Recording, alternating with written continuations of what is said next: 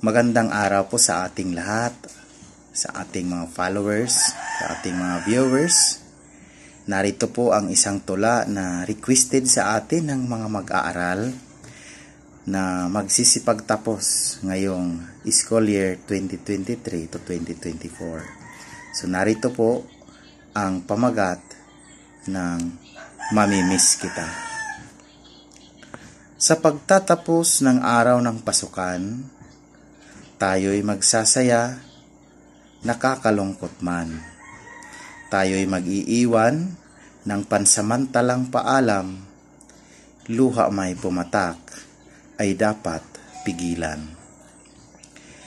Mamimiss din kita sa pagkakataon, ang mga kulitan ay atin ngang baon. Ang mga harutan, kwentuhan kung hapon, ay sa alaala na lang naroroon.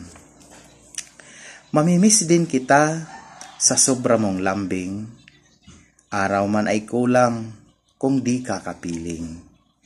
Lungkot ang nadarama tuwing ika'y iisipin, ngunit kailangan lamang natiisin. Klase man ay matapos sa ating paaralan, kasabay din ito ng tawanan at kulitan. Minsan sa sagutan at away na walang kabuluhan, at ito'y daragdag sa ating kalungkutan. Makulit na katabi sa ating upuan at mga guro na ating sumbungan.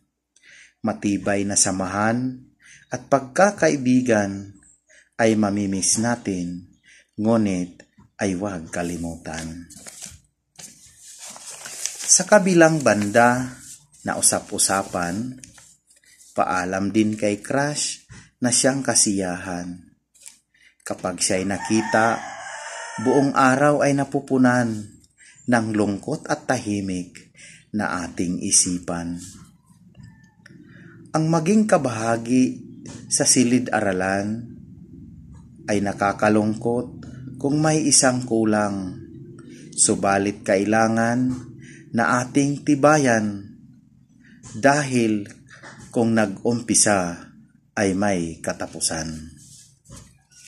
Sa ating pagbabalik sa susunod na pasukan, sana lahat tayo ay walang maiwan. Sa susunod na baitang, tayo ay hahakbang at magsama-sama para tuloy ang kasiyahan. Kung may na-miss man tayo na iisang nandyan, sana sa susunod, kasama nating hahakbang. Masayang alaala ay ating dudugtungan. Sana ay forever na at wala nang paalam. Maraming salamat po at magandang araw sa ating lahat. Sana ang kwentong ito ay magbigay ng inspirasyon at kapulutan ng aral sa lahat ng nanonood na ating mga viewers. Thank you so much at magandang araw sa inyong lahat. God bless po everyone.